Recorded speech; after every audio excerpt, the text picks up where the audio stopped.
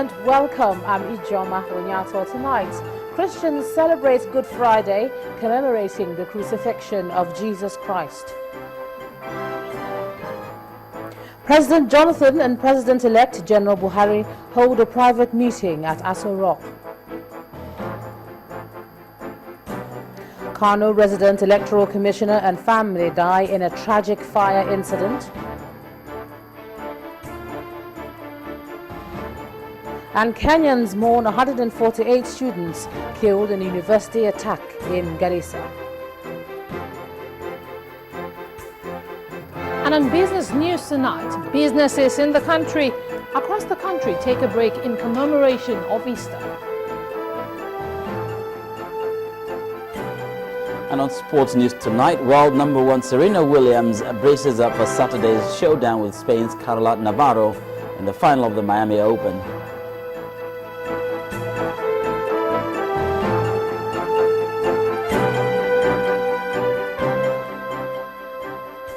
It's Good Friday and Christians are commemorating the day. We'll get to that, but let's begin with the first meeting of the President and the President-elect at the Presidential Villa in Abuja. The meeting between President Jonathan and General Muhammadu Buhari took reporters by surprise, as it was not pre-arranged. According to our State House correspondent Chukwuma Onekwusi, both men went into a private meeting this evening and cameramen were not allowed to record proceedings. This will be the first time both men are meeting after the presidential election results were announced. President Jonathan had congratulated General Muhammadu Buhari on his victory, and the President-elect, on his own part, had offered a hand of fellowship to President Jonathan. This meeting may be an avenue for the sitting President to discuss some important matters of mutual interest with the President-elect. And the former governor of Ekiti State, Kayode Fayemi, has joined others who've praised President Goodluck Jonathan for accepting defeat after the presidential election. Dr. Fayemi says President Jonathan, by his action after the polls, prevented the country from plunging into a crisis. He says leaders in that category easily find a place in history. Back to history, even President Obasanjo, what gave him this profile that he has? Long before he became president in 1999, it was because he left the scene honorably in 1979. What is giving General Abdulsalami Abubakar the international profile and reputation he had? Because of the way he conducted himself in 1998, 1999, and left the scene peacefully. And you must underscore that, because we've seen things gone awry in other nations that have become problems for the world. Look at Cote d'Ivoire. We could have gone the Cote d'Ivoire way. We could have reached a situation in which President Jonathan was announcing the result of the election by his own INEC group, and then we were announcing ours in another place. That would have been a Molotov cocktail. We could also have gone the Kenyan way, and the country would have been plunged into crisis. Now, look at it this way. 170 million. That is half of the population of our sub-region, a quarter of the population of the entire continent. Where will the refugees go from Nigeria? For more on this interview with Dr. Kayode Fayemi, do watch Roadmap on Channels Television tomorrow at 3:30 p.m. The time again is 3:30 p.m. For more on the interview with Dr. Kayode Fayemi, and the program is Roadmap. The Kano State Resident Electoral Commissioner, Mr. Abdullahi Minkaila, has died in a fire that engulfed his residence in Kano last night. He was burnt along with his wife and 2 children. The Kano State Police Public Relations Officer, Mr. Magaji Majia, who confirmed the incident, said the INEC Commissioner and his family died as they tried to escape.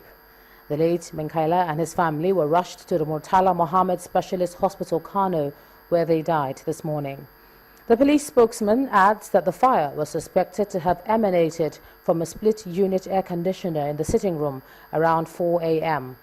The police are waiting for the result of the autopsy, while the bodies of the victims are already being taken to his native town, Dutse, in Jigawa State, for the burial. That's the capital. According to Mr. Idris, the fire started at about 4:30 a.m. on Friday from a split air conditioner in the sitting room. Several unsuccessful attempts were made to get in touch with the late Abdullah. Neighbors banged on the doors and even broke some of the toilet windows.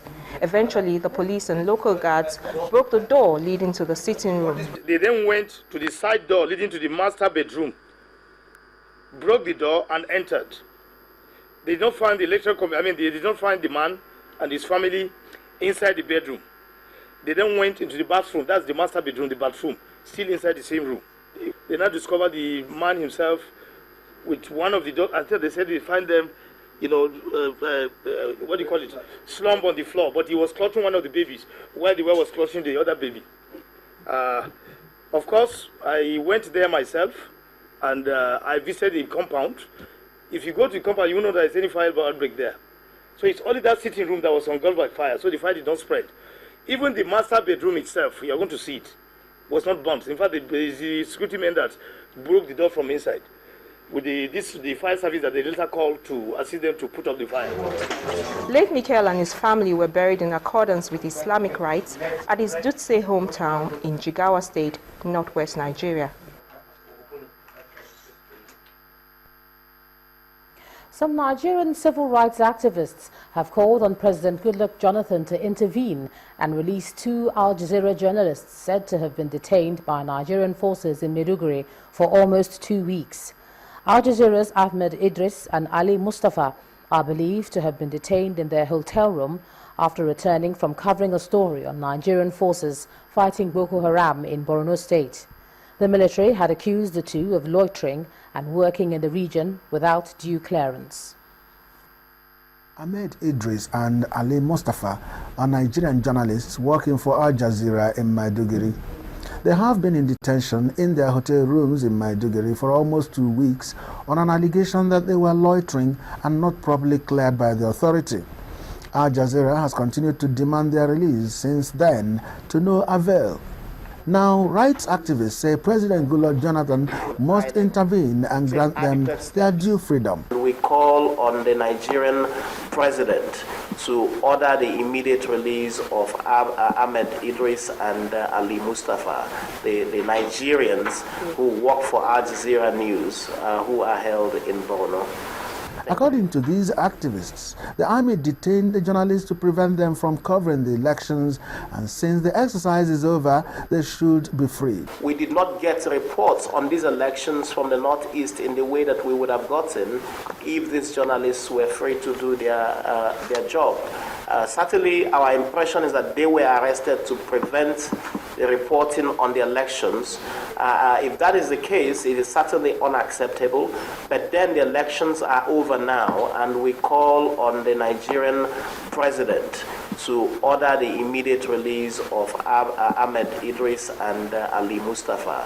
Mr. Peter Nkanga of the Committee to Protect Journalists also believed that the detention violates their fundamental rights and must be discouraged. The continued detention, as I see it, or hotel arrest, restriction of movement of the journalists, in my own belief, should constitute also an electoral offense.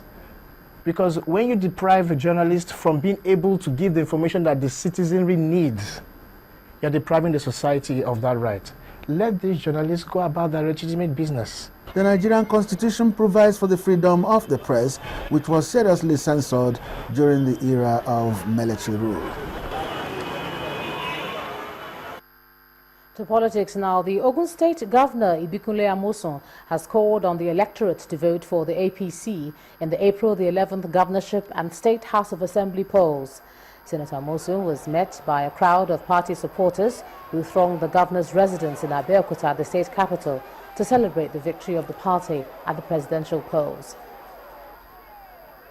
I want to specifically and specially express our gratitude to our people for voting massively for our party's candidate, Major General Muhammad Buhari, retired, who is now the president-elect and the new leader who will initiate a series of positive changes that will bring development, security, and prosperity to all of us. Let me remind us all that on Saturday, 11th April 2015, we are all expected to return to our polling booths for the gubernatorial and House of Assembly elections. I urge our people to use their votes to further consolidate the achievements of our administration in Ogun State, particularly now that our efforts, our goals and programs will enjoy maximum support and endorsement from the APC-controlled federal government. There are tremendous gains awaiting our people and our state. If you endorse our great party with your votes, our party will comprehensively effect positive changes in the lives of our people across the country.